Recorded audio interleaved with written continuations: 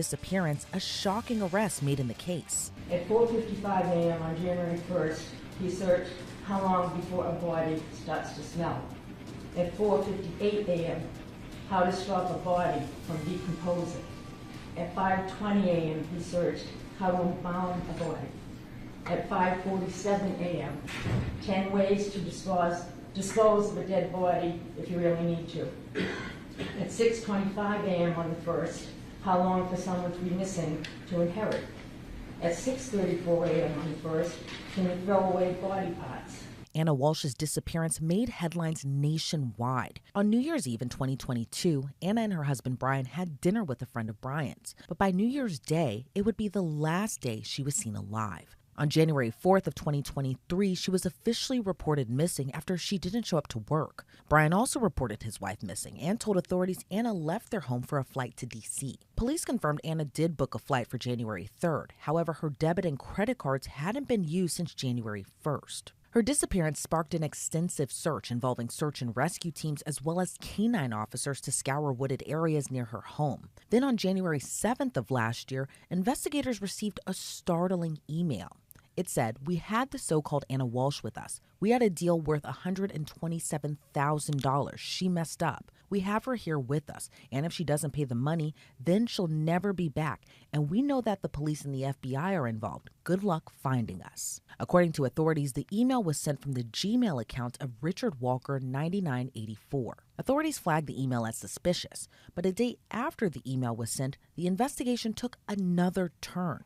Investigators got a search warrant for the Walshes' Cohasset home and made a shocking discovery. Blood was found in the home as well as a bloody knife in the basement. Brian Walshe was arrested that same day and charged with misleading a police investigation. Then the following day, on January 9th, more than a week after Ana was seen alive, her husband was arraigned in court. According to the prosecution, investigators found no evidence of Ana taking a rideshare from their home to the airport on the 1st. The Commonwealth said Brian's statements to police were a clear attempt to mislead and delay investigators. By that time, Ana still hadn't been found, and prosecutors called Ana's disappearance suspicious. Then, more than a week after Brian Walshe initially appeared in a Massachusetts courtroom, he was officially charged with her murder, despite Ana's body still not being found. According to the prosecution, Brian murdered his wife, dismembered her body, and threw her remains in a dumpster. While appearing in court, the Commonwealth laid out a timeline of what they believed happened and claimed Brian made some shocking internet searches from his son's iPad. What I'd like to do now is just describe his actions on the days from January 1st. The defendant indicated on January 1st at 3 p.m. he did some errands and went to his mother's house in Swampscott, but got lost because he didn't have his phone. He said he knew he was lost when he saw the pirate ship on Route 1. Defendant stayed 15 minutes, then went to Whole Foods and CVS. Surveillance was checked and he did not enter either of those stores. On January 1st, defendant Googled using his son's iPad. Some of his searches are as follows. Keep in mind that the defendant said he left at 6 a.m. At 4:55 a.m. on January 1st, he searched how long before a body starts to smell. At 4:58 a.m., how to stop a body from decomposing. At 5:20 a.m., he searched how to embalm a body. At 5:47 a.m., 10 ways to dispose of a dead body if you really need to. At 6:25 a.m. on the 1st, how long for someone to be missing to inherit. At 6:34 a.m. on the 1st, can you throw away body parts. At 9:29 a.m., what does formaldehyde do? At 9:34 a.m. on the 1st, how long does DNA last? At 9:59 a.m., can identification be made on partial remains? At 11:34 a.m., dismemberment and the best ways to dispose of a body. At 11:44, how to clean blood from wooden floor. At 11:56 on the 1st, luminol to detect blood. At 1:08, what happens when you put body parts in ammonia? At 1:21 p.m., is it better to throw crime scene clothes away or wash them? Those were on the January 1st. There was also information gained from the defendant's phone which showed on January 2nd he was at Home Goods in Norwell where he purchased 3 rugs. There were also more Google searches on January 2nd. At 12:45 p.m., hacksaw best tool to dismember. At 1:10 p.m., can you be charged with murder without a body? At 1:14 p.m., can you identify a body with broken teeth? On January 2nd, following those, the defendant was seen on surveillance at the Home Depot in Rockland. In checking the surveillance, the defendant is observed on a security camera pushing a cart. Items included cleaning products, mops, brushes, tape, towel, a tie-back suit with boot covers, buckets, goggles, baking soda, a hatchet. He had a face mask and rubber gloves on at the time he was pushing the cart in Home Depot. At 5:32, he was seen at the Derby Street in Hingham, now removing the gloves and the mask. Data from his phone also tracked his whereabouts on January 3rd. Locations were traveled at 4:27 on January 3rd from an apartment complex in Abington. Surveillance shows the defendant's Volvo, as well as a male fitting the defendant's appearance, exit a car near the dumpster. He walks to the dumpster carrying a garbage bag. He's leaning, and it appears to be heavy as he has to heft it into the dumpster. He walks to the dumpster with the garbage bag and leaves it. On 4:48, he hit another complex in Abington, and at 5:10 p.m., cell phone shows records at another apartment in Brockton. Video shows a party consistent with his appearance and his Volvo. Again, he discarded items in the dumpster. On January 3rd, that same day, at 1:02 p.m., he did some more Google searches. What happens to hair on a dead body? At 1:13 p.m., what is the rate of decomposition of a body found in a plastic bag compared to on a surface in the woods? At 1:20 p.m., can baking soda mask or make a body smell good? On January 4th, the following day, the defendant went to Home Goods and TJ Maxx. He purchased towels as well as bath mats and men's clothing. At 4:15 that day, on the 4th, he went to Lowe's where he purchased squeegees and a trash can. On January 4th, when Cohasset Police went to the house on the well-being check, officers observed his Volvo with seats down and a plastic liner in the back of the car. The next day, a view of the Volvo showed his seats folded down, floor mats with some dirt, and the carpet appeared to show fresh vacuum streaks. When asked about the liner, the defendant said he threw in the trash. Chemists later analyzed the car, and there was present blood in the car. On January 5th, review of the data from the defendant's phone showed his phone traveled at 8 a.m. first to his daycare and then to Swampscott, where his mother resides. The phone traveled to the complex where his mother lives at 9:30 a.m., went for about 5 minutes around the building to the southeast corner. In the southeast corner of that complex is where there was a dumpster. The dumpster was later secured and searched. On January 8th, police and crime scene services searched the house in Cohasset. They found blood in the basement, a knife with the presence of blood. The knife was damaged. A second knife was also found in that basement. In addition, there was heavy-duty large top plastic liners purchased from that Home Depot trip. As part of the investigation, police checked for activity on Ana's credit cards, banks, flights, trains. There was no activity since she was last seen on January 1st. Police also tried to track down what happened to the bags that the defendant was seen throwing in the dumpster earlier. This was over in Abington. These bags and what was in them were already picked up and taken to a location for shredding and to being incinerated. By the time police located that, they were already destroyed. However, investigators did secure and search the dumpsters from defendant's mother's complex in Swampscott. It was searched at a transfer station in Peabody. Investigators recovered 10 trash bags. Inside the trash bags, many of these items contained stains consistent with blood, affected a lot. Among the items secured were towels, rags, slippers, tape, tie-back suit, gloves, cleaning agents, carpets, rugs, hunter boots, Prada purse, a COVID-19 vaccine card in the name of Ana Walshe, a hacksaw, a hatchet, and some cutting shears. But after that hearing, a judge ordered he be held without bail. Toward the end of March of 2023, he was indicted by a grand jury on charges of murder, misleading investigators, and improperly conveying a human body, all of which he pleaded not guilty to.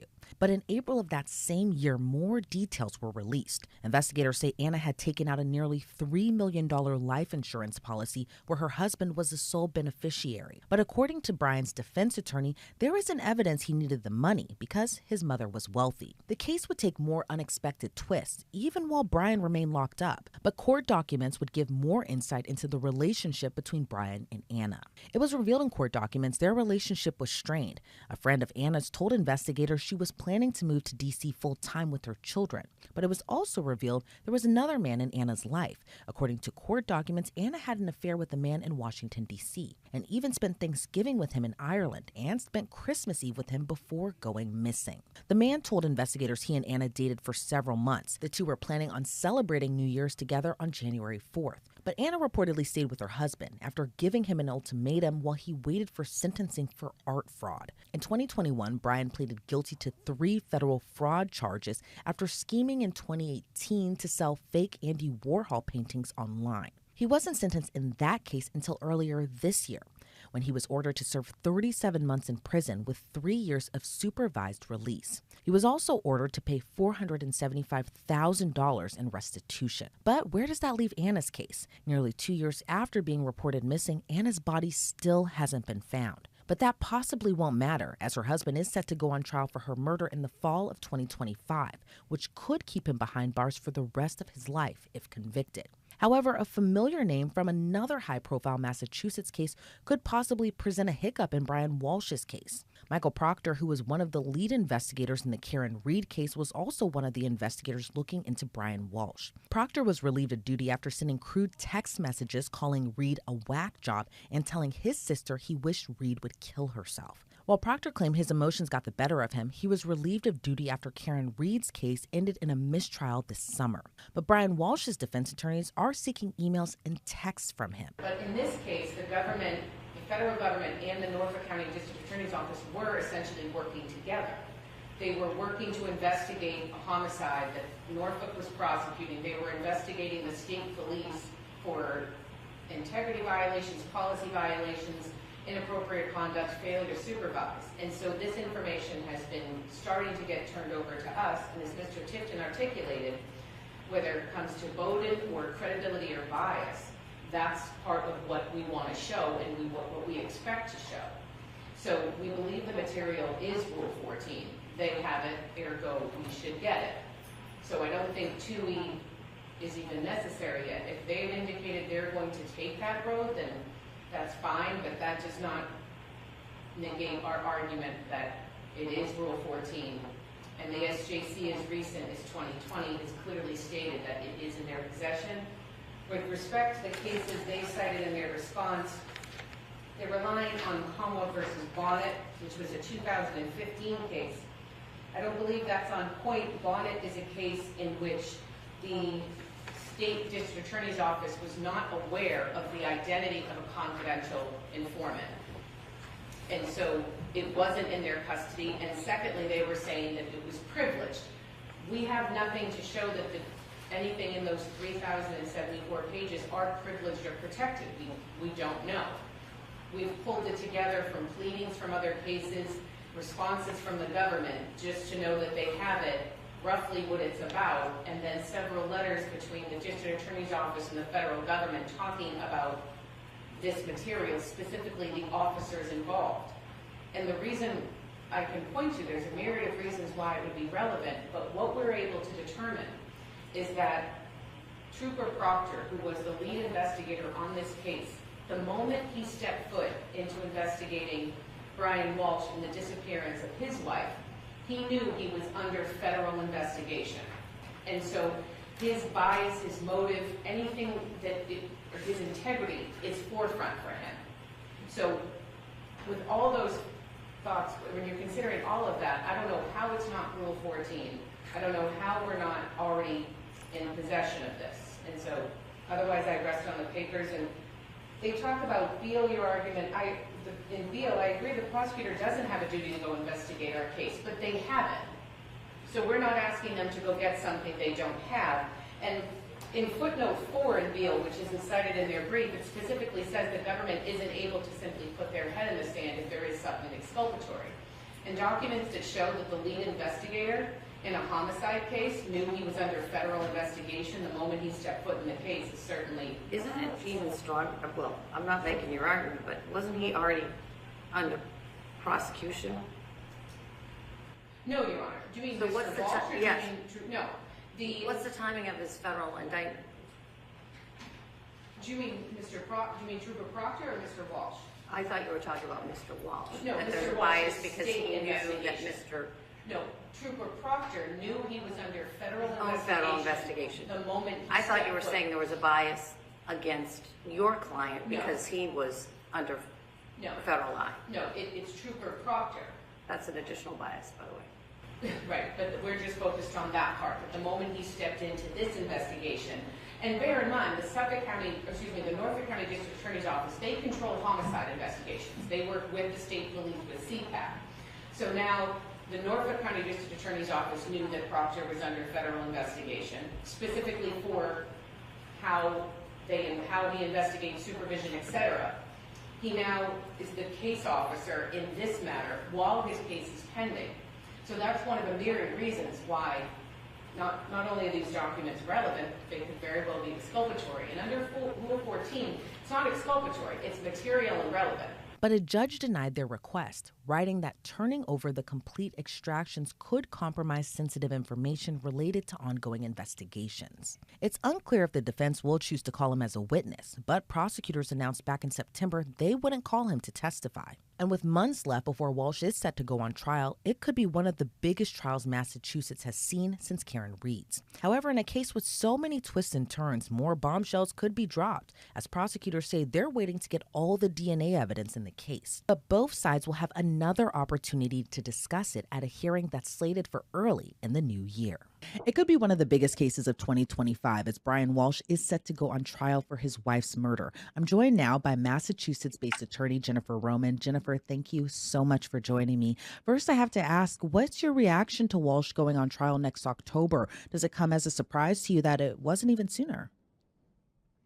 I actually thought October was kind of quick for first-degree murder investigation. There's a lot of investigation that needs to happen on both sides, on the prosecution side as well as on the defense side.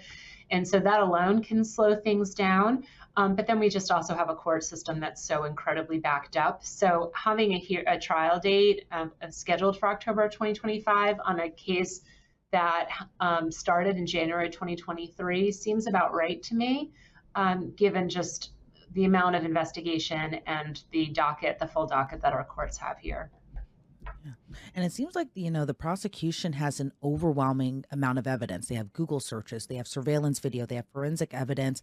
And I know a lot of people always say no case is ever a slam dunk. But with this overwhelming amount of evidence kind of pointing to Brian Walsh as the alleged killer, what do you make of that? And do you think the case could be a slam dunk case? Nothing's a slam dunk ever. We just never know what a jury's going to do. And I think the fact that they don't have Ana Walsh's body is going to be a strong focal point for the defense team. If the prosecution's telling us, there is a lot of circumstantial evidence that would link Brian Walsh to this. We have his Google searches in the days following her disappearance. Last time she was seen was the early morning hours of January 1, 2023. In her home after they had friends over to celebrate the New Year's. So we've got him conducting Google searches about how long before a body starts to smell, how long before a body decomposes, best way to dispose and dismember a body, use of a hacksaw in dismembering a body. And I think that hacksaw Google search is particularly damaging for Brian Walsh because one of the physical pieces of evidence that the police were able to recover from a dumpster very close to Brian Walsh's mother's apartment complex was a hacksaw. And that hacksaw was found with a purse the shoes that the boots that Ana Walshe was last seen wearing, her COVID-19 card had her name on it, a piece of a necklace that she had been known to wear. So there's a lot of physical evidence that was recovered that with that hacksaw that suggests, okay, that item was in fact used to dismember her.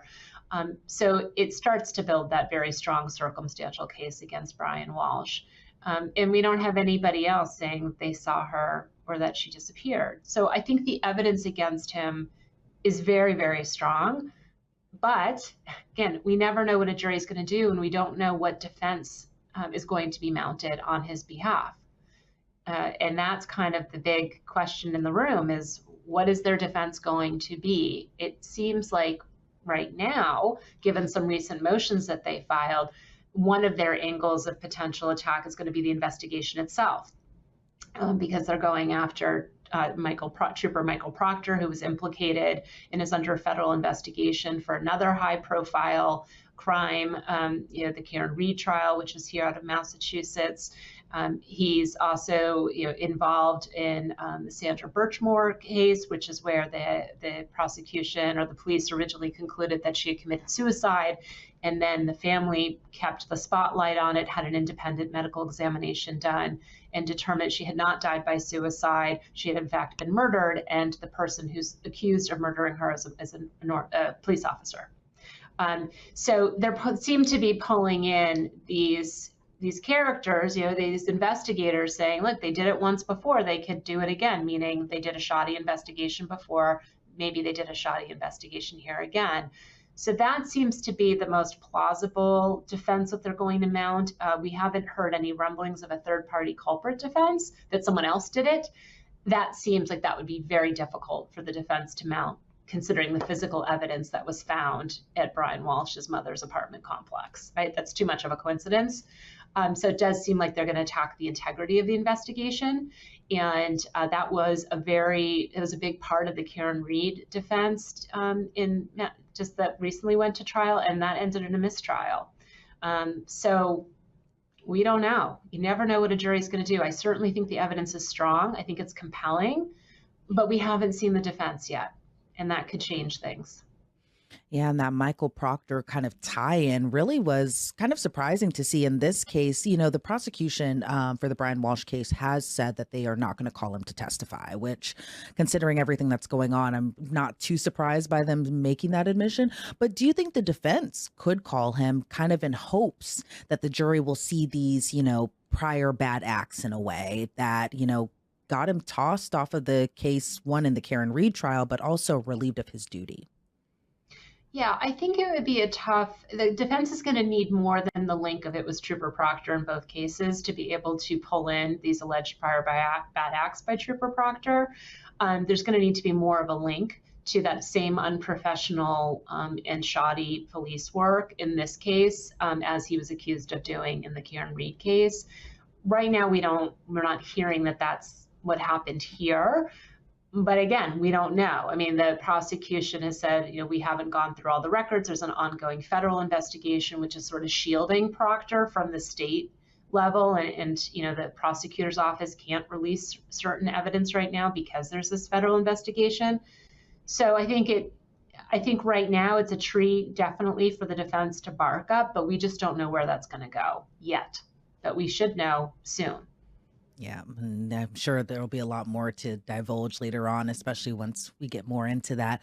Going back to just the crime itself, what are your thoughts on what Walshe is accused of? Not only murdering his wife, but allegedly dismembering her body and throwing her remains away like trash. It's been years now. Her body still hasn't been found. But what does that all say to you, especially with the level of planning when we kind of tack on these Google searches that were made as well, too? This crime is these allegations in this case are particularly disturbing. It is such an intimate, violent crime. And the parties had children who were in the home when this murder and dismemberment allegedly happened. And so this kind of intimate partner violence and homicide, I think, always adds a component of just a sense of just being horrified by it, But then you tack on the other facts of this case, that the allegations are this dismemberment, the allegation of basically throwing parts of her body in various dumpsters and who knows where else, to try to hide the evidence. It just starts to become just more and more icky, uh, and just more and more disturbing the more that you hear and the more that you think about it. And so it really is just a horrific crime and allegations of what he's alleged to have done. Yeah, and you mentioned earlier in our discussion that, this right now is a largely circumstantial case. How difficult, though, we cover a lot of trials here at Law and Crime, obviously. And so we have we've covered a lot of cases, murder cases specifically, where there hasn't been a body found. But in your opinion, how difficult could it be prosecuting this case without a body? And how do you think the jury will react to it once it goes on trial? I don't think the lack of a body is going to be any hindrance to the prosecution in this case. There's too much other physical evidence that she was murdered, and there's too much other circumstantial evidence linking him to that murder. So I don't think the lack of a body here is going to be an issue. I mean, this was a woman who was a mother. She held a solid job down in D.C. She, by all accounts, was rising the ranks with her position. So this isn't a situation where the defense might be able to suggest she just sort of decided to check out and that she's still alive, but she's just chosen not to engage. That's not even plausible for half a second here. Not with, we're talking about a mother, somebody who had a good job, somebody who was providing for her family. So I don't think the lack of a body here is any hindrance whatsoever to the prosecution. Nor do I think that that's really where the defense team is going to go with this. I think they're going to try to challenge. I mean, they're going to try every avenue they can. Let me be clear about that. They're defending him on first-degree murder charges. But I think they're going to challenge the investigation itself. I think they're going to suggest if Brian Walsh's DNA is not found on the murder weapon, on that hacksaw that was recovered, and we don't know what those test results are going to show yet, or at least they haven't disclosed it yet, then the defense has got a stronger argument. But if his DNA or fingerprints were found on that hacksaw, then this does become as close to a slam dunk as it can be for a prosecution.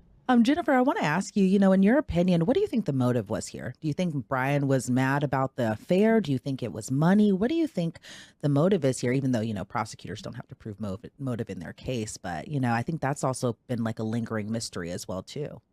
Sure. Well, motive definitely helps develop a story around why somebody would commit a crime like this. And there's certainly, according to the prosecution, there's a couple motives. The fact that he thought she was having an affair, the fact that they were having some financial difficulty. I mean, he subsequently got convicted of selling forged art, selling fake Andy Warhol paintings. So his financial circumstances weren't great. She was the breadwinner. She was providing. She had a life insurance policy on her life for $2.7 million, of which he was named the beneficiary. So there's financial motive here. She was worth a lot dead. And then there's the emotional component that he did think she was cheating on him and having an affair. So he had a lot of motive, plausible motive, that would explain why he would do something like this, at least on some levels explain it. I mean, nobody can really explain why murder happens, particularly not a horrific crime like this, but it does provide a motive. And I think it's a compelling motive. Both of those are. Yeah, exactly. Well, Jennifer, I want to thank you so much for your time and your insight as we kind of gear up. We're still months away, but as we kind of gear up for what could be a very high profile